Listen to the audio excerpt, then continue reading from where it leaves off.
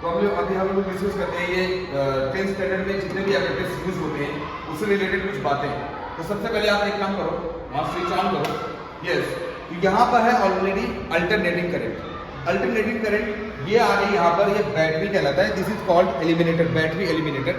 पहले जो बैटरी हुआ करती थी वो उसके अंदर अलग अलग स्विच को चेंज करना पड़ता था अलग अलग वोल्टेज के लिए।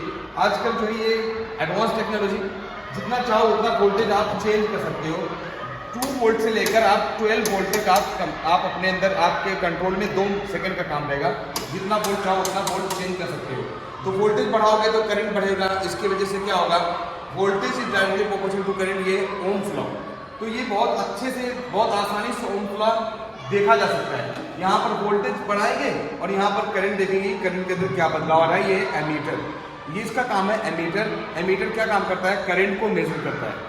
और ये वोल्ट मीटर, ये वोल्ट को मेजर करता है, कितना पोटेंशियल आ रहा है। ठीक है, टोटल अमाउंट ऑफ पोटेंशियल को मेजर करता है ये वोल्ट मीटर। अब सबसे पहली बात तो मैं थोड़ी सी अंदर की बात बता दूं कि जब जैसे एसी अल्टरनेटिव वोल्टेज यहाँ पर आता है तो लगभग 220 वोल्ट होता है। अब ये 220 वोल्ट तो हमारा डीसी करंट जो होती है वो वो डीसी जो करंट होता है उसके अंदर ज़्यादा वोल्ट की जरूरत होती नहीं। तो अगर डीसी वोल्ट को 220 वोल्ट से कनेक्ट कर दोगे तो डायरेक्ट वो शॉर्ट सर्किट हो जाएगा, क्योंकि करंट बहुत ज़्यादा बढ़ जाएगा। तो उसको कंट्रोल करने के लिए इसके अंदर लगा होता है, एसी को डीसी में चेंज करने के लिए एक डिवाइस होती है जिसका नाम है रेक्टिफायर। रेक्टिफायर क्या काम करता है, अल्टरनेटिव करंट को डायरेक्ट करंट में चेंज कर देता है। अब ऐसे नहीं है कि अल्टरनेटिव को डायरेक्ट करंट में चेंज कर दोगे तो सेफ रहोगे। अब इसके अंदर एक और चीज होता है, एक डिवाइस है जिसका नाम है ट्रांसफॉर्मर। ट्रांसफॉर्मर भी 2 तरीके से होते हैं, एक होता है स्टेप डाउन ट्रांसफॉर्मर, एक होता है step up transformer. Step up transformer का काम है वोल्टेज को बढ़ाना, स्टेप डाउन ट्रांसफॉर्मर का काम है वोल्टेज को घटाना। इसके अंदर स्टेप डाउन ट्रांसफॉर्मर होता है। स्टेप डाउन ट्रांसफॉर्मर मतलब क्या कि जो कॉइल होता है ना, ये कॉइल जैसे कॉपर जो वायर है ये ना, ये वहां पर कम होता है। तो जब वोल्टेज आता है ना तो उसको बहुत कम वायर से गुजारते हैं, इसकी वजह से क्या होता है, वोल्टेज कम हो जाता है। अब यहाँ पर वोल्टेज आपके पास जब आता है तो ये अब डायरेक्ट करंट में आता है, मतलब इसके अंदर एक पॉजिटिव होगा दूसरा नेगेटिव होगा।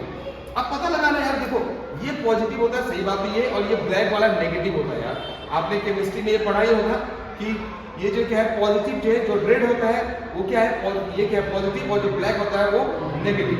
ठीक है, ये एक सिंबल है पॉजिटिव नेगेटिव का।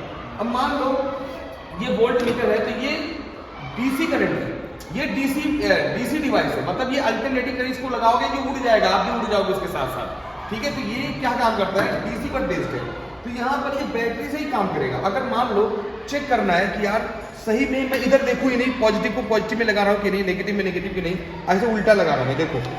तो यहाँ पर जैसे मैं लगाऊंगा, इसको कनेक्ट करूंगा, यहाँ पर एक कनेक्ट किया हुआ है और यहाँ पर एक करंट वायर करूंगा, देखो उल्टा डिफ्लेक्ट होगा। देखो इधर यहाँ पे उल्टा डिफ्लेक्ट होगा, देखो उल्टा डिफ्लेक्ट हुआ, उल्टा डिफ्लेक्ट हुआ। क्यों? उसके मतलब मैं करंट को सही डायरेक्शन में नहीं डाल रहा हूँ, क्योंकि ये उसी पर इंस्टॉल होता है डीसी करंट में। पॉजिटिव से नेगेटिव करंट जो फ्लो करती है डीसी करंट, तो यहाँ पर उल्टा हो जा रहा है। उल्टा मैं करंट करूंगा तो ये उल्टा डायरेक्शन देगा, पूरा गड़बड़ हो जाएगा।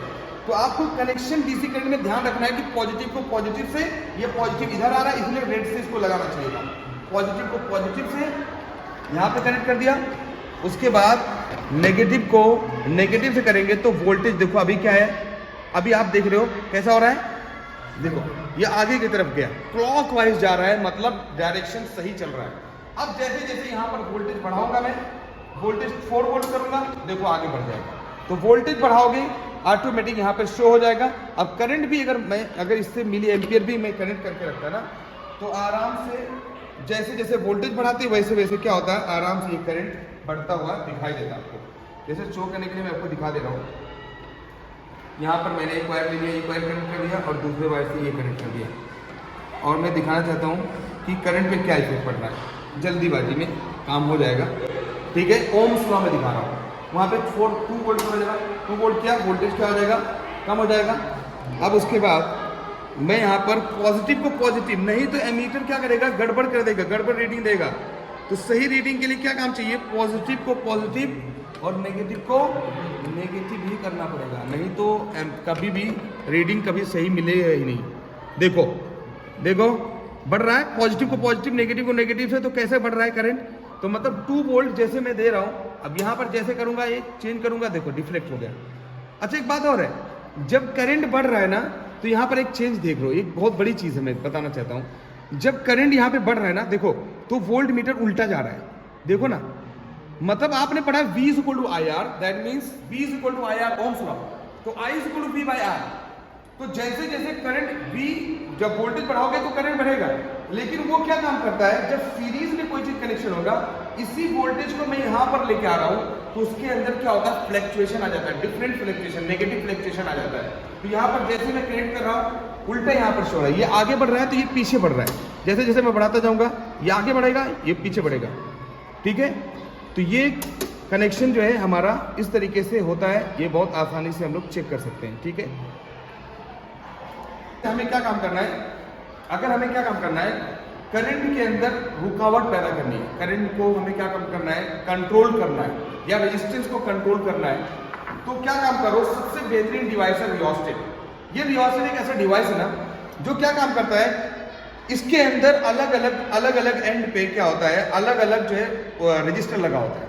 तो जैसे जैसे इसको शिफ्ट करते जाओगे, वैसे वैसे करंट क्या होगा, चेंज होता जाएगा, करंट बढ़ भी सकता है, करंट घट भी सकता है। जब रेजिस्टेंस घटेगा तो करंट बढ़ेगा, जब रेजिस्टेंस बढ़ेगा तो करंट घटेगा। तो रियोस्टेट एक ऐसा डिवाइस है जो हर एक इंस्ट्रूमेंट में, जब कोई एक्सपेरिमेंट करो तो रियोस्टेट को जरूर लगा लेना चाहिए, ताकि उससे क्या होता है, जो करंट वोल्टेज यहाँ पे दे रहे हो वो तो आ ही रहा है, लेकिन अगर उसको कंट्रोल भी करना है ना, करंट को कम ज्यादा करना है, तो रियोस्टेट बहुत आसानी से, ये एक ऐसा डिवाइस है, प्यारा डिवाइस, जो करंट को जैसा चाहिए वैसा कंट्रोल कर देता है, ठीक है।